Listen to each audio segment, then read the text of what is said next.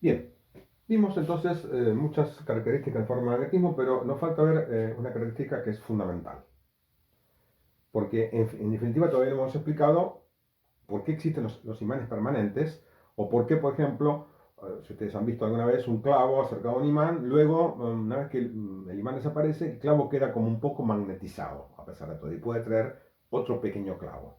O los destornilladores, por ejemplo, a veces quedan magnetizados y cuando uno quiere poner un tornillo, a veces atrae el tornillo, ¿sí? Eso no lo hemos explicado. Bueno, para poder explicarlo, vamos a estudiar un poco lo que se llama la curva de histéresis, ¿sí? La curva de histéresis es una continuación de la curva de magnetización que vimos hace un ratito, en el video anterior. Puedo hacerla con el mismo esquema que vimos recién con el Rowland, aplicando un campo externo a través de una corriente I exactamente igual y midiendo el campo en el material. Acá tengo entonces la magnetización versus el campo externo, igual que antes. La curva azul que dibujé es la curva de magnetización que vimos antes, ¿sí? En el video anterior. Hasta ahí estamos. Cuando el material se satura ahora, hago una cosa. Empiezo a disminuir lentamente la corriente. Voy disminuyendo entonces el campo lentamente. ¿Qué veo? Que la curva de magnetización, o sea, lo que estoy midiendo acá, en vez de regresar por la misma curva azul a cero, regresa por acá arriba y cuando el campo externo es cero, o sea que la corriente cesó, no hay más corriente, y entonces de 0 vale 0, estoy acá, veo que el material quedó magnetizado. Tiene lo que se llama un magnetismo remanente. ¿Observan ustedes? La curva, insisto, no vuelve por el mismo camino, cuando va por acá, que se llama la primera magnetización, entonces parto del cero y llego a un valor. Cuando regreso y voy bajando la corriente, en vez de volver por el mismo camino, no, hace otro camino. Y repito, cuando la corriente es cero, el campo externo es cero, sin embargo, el material queda con un magnetismo remanente, o sea que quedó magnetizado. Bueno, ustedes, ese es el principio básico de por qué los materiales se magnetizan. ¿Qué significa que quedó magnetizado? Que los dipolos quedaron orientados, ¿sí? Y no tienen tendencia a desorientarse. ¿Ya se acuerdan que tiene este tema, que los dipolos dentro de los dominios están fuertemente acoplados, fuertemente orientados, y los dominios también se han orientado debido al campo externo? Una vez que están orientados, quedan orientados. Se acoplan y quedan de esa manera, por una situación que también, una vez más voy a decir, lo explica la física cuántica, quedan fuertemente enlazados. Y bueno, queda entonces un cierto magnetismo remanente y se dice que el material quedó imantado o con cierto magnetismo remanente. ¿Ok? ¿Se entiende eso? Es fundamental. Entonces fíjense que ahora yo quité la corriente, repito, la corriente es cero, campo es cero y tengo este magnetismo que está acá. Esta ordenada que está acá me indica el magnetismo que quedó en el material. El material quedó imanado, o imantado o con magnetismo remanente. Bien. ¿Qué pasa ahora si invierto la corriente? Con el sencillo expediente de invertir la corriente con un circuito muy simple externo, bueno, ahora el campo se invierte, entonces voy avanzando para allá, va a cambiar el sentido del campo, por supuesto, y ahora sí la curva va a ir para este lado y va a llegar a un punto donde el magnetismo va a ser cero, como ustedes ven, la magnetización va a ser cero, pero para que la magnetización esté cero acá, voy a necesitar aplicar un campo, ahora ven ustedes, ¿no? Un campo magnético contrario a la magnetización para anularla. Una palabra, para que esto sea cero, como esto ya está orientado en un sentido, tengo que aplicar un campo en qué? En otro sentido, para que se arrastren, ¿se entiende, no? Mirando esta expresión como siempre, quiero que esto sea cero ahora, ¿ven? Y entonces, como esto existe, debido a la orientación de los dominios, tengo que aplicar un campo en sentido contrario. Ese campo que está aplicado acá en sentido contrario se llama campo coercitivo, porque coerciona al material a que el campo sea cero. Luego puedo seguir aumentando la corriente en el sentido contrario y voy a tener lo mismo que en el caso de este lado, digamos, también se va a llegar a una saturación en sentido contrario. Si ahora vuelvo a bajar la corriente lentamente para llegar a cero, veo el mismo fenómeno que se produjo de este lado, del otro lado, o sea, me va a quedar un magnetismo remanente, pero ¿de qué forma? Orientado en sentido contrario, como ustedes ven. Si el campo era así, el magnetismo inicial, remanente, luego cuando cambio la corriente, el magnetismo va a ser en el sentido contrario. O sea, lo que he hecho es invertir todos los dominios, o la orientación, mejor dicho, de esos dominios. Entonces tengo un magnetismo remanente en sentido contrario, como ustedes ven. Bueno, Si ahora invierto de nuevo la corriente, una vez que llego a cero, la invierto y la vuelvo a poner como era antes, tengo otro campo coercitivo. Ahora el campo magnético del material va a ser en sentido contrario. Tengo que poner un campo como era antes al principio para que me dé cero de nuevo. Otro campo coercitivo. Y así entonces puedo recorrer este ciclo de ida y vuelta.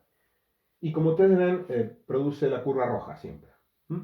La azul, que vendría a ser la curva de primera emanación, como se llama, para producir esta curva el material no tiene que estar magnetizado. ¿Ven ustedes? Porque parte de cero, tengo que tomar un material no magnetizado, un trozo de hierro o de cualquier otro material ferromagnético no magnetizado. Si es así, entonces parto de cero. Inicialmente no tiene magnetización. Una vez que hice este procedimiento, el material, cuando cesa la corriente, va a quedar en esta posición o en esta posición. O se va a quedar con un magnetismo remanente en una dirección o con un magnetismo remanente en otra dirección. No hay manera de que vuelva a cero. ¿Se entiende la idea? Entonces ahí de esa manera generé un imán artificial.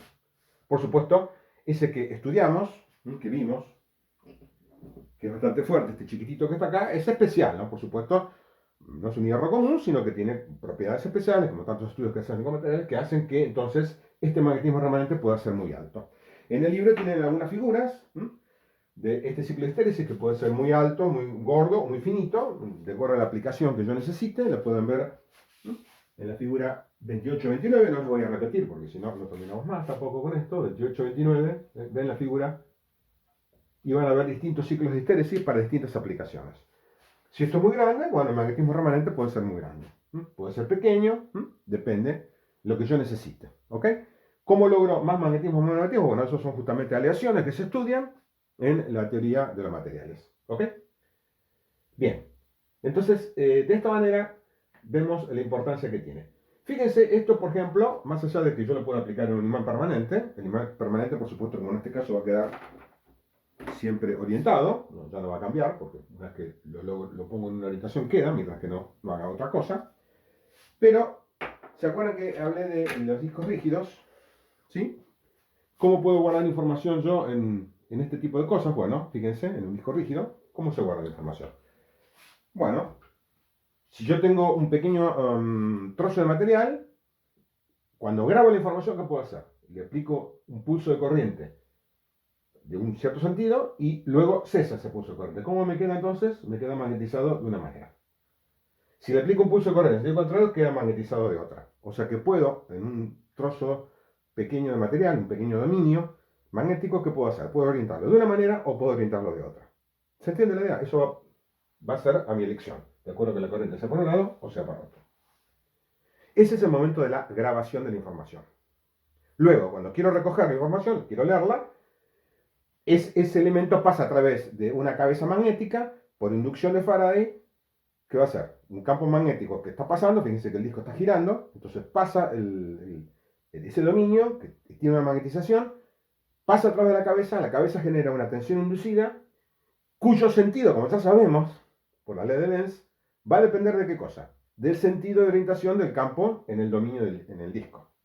Entonces puedo recoger la información y si será para un lado de la corriente, diré que está orientado de una manera y si está orientado de otra, la corriente circulará en el sentido contrario. ¿Se entiende? Fíjense que el principio básico. De esa manera entonces puedo grabar la información en forma de, como ya sabemos, unos y ceros. Defino un 1, una orientación, un 0 en otra, entonces puedo grabar unos y ceros de esa manera.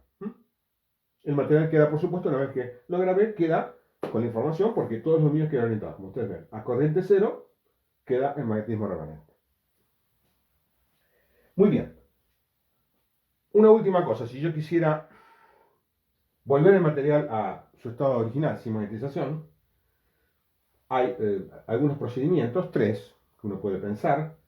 Un procedimiento es que se utiliza a veces para desmagnetizar las cabezas grabadoras. Las cabezas grabadoras de los grabadores antiguos de cinta se magnetizaban. ¿Qué significa? De tanto pasar la cinta, quedaban con magnetismo remanente. Entonces eso producía un ruido, porque la cabeza debería estar sin magnetización. Tiene que estar solamente la magnetización de la cinta. Si tiene magnetización remanente, es perjudicial. Entonces, ¿cómo se podría hacer eso? Bueno, hay un aparato que lo que hace es aumentar la corriente y bajarla poco a poco, por un lado, por el otro, por un lado, por el otro, por un lado, por el otro, y le va decreciendo los extremos, entonces el ciclo es como que cada vez es más chiquito, ¿sí? Llega hasta acá, después llega hasta acá, así se va achicando el ciclo hasta que cada vez, en la excursión, en vez de llegar hasta la saturación, va llegando cada vez menos hasta que puedo lograr que el material se desmagnetice totalmente. ¿Sí? Eso es, entonces, insisto, variando la corriente para un lado y para el otro y cada vez llegando a menos amplitud. ¿Mm? Muy palatino eso hasta que llegue a cero. Eso es una manera de hacerlo. Otra manera es, a veces pegando en un golpe, ¿sí? Por la vibración, se desalinean los dominios. Es cosa bastante tosca, pero que funciona. Y la última es aumentando la temperatura. También pasa eso, aumento la temperatura y lógicamente vibran todos los dominios, todos los momentos dipolares y se vuelven a desacomodar al azar. ¿Está bien? Esas son las tres maneras de poder desmagnetizar un material. Como dato les digo que para ciertos elementos hay una temperatura a la cual ya el material no hace esto más. Por ejemplo, en el caso del hierro, ¿no? Hay una temperatura que la escribo acá, 1043 Kelvin. ¿Sí? A partir de esa temperatura ya no existe más la magnetización porque es tanta la energía de vibración que tiene. ¿Se acuerdan que lo hemos visto en paramagnetismo? Comparamos la energía propia de la molécula, que dependía de la temperatura, 3 medios la constante de Bohr por la temperatura, con la energía de liga del dipolo, ¿no?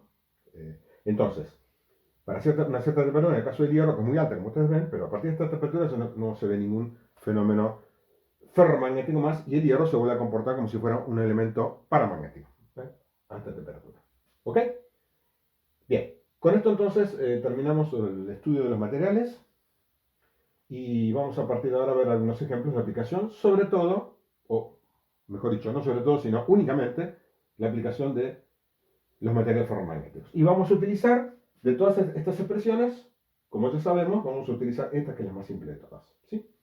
Mu R va a valer generalmente 1000 o un valor superior. ¿Sí? Así que esta es la expresión más fácil que relaciona entonces el campo en el material total con el campo respecto al campo del vacío. ¿Sí? ¿Ok? Hay un 1, como ustedes saben, hay diferencia, pero ese 1 se puede despreciar tranquilamente. ¿Sí? O sea, es un detalle, digamos. Vamos a ver directamente esta expresión. ¿Sí? Bien.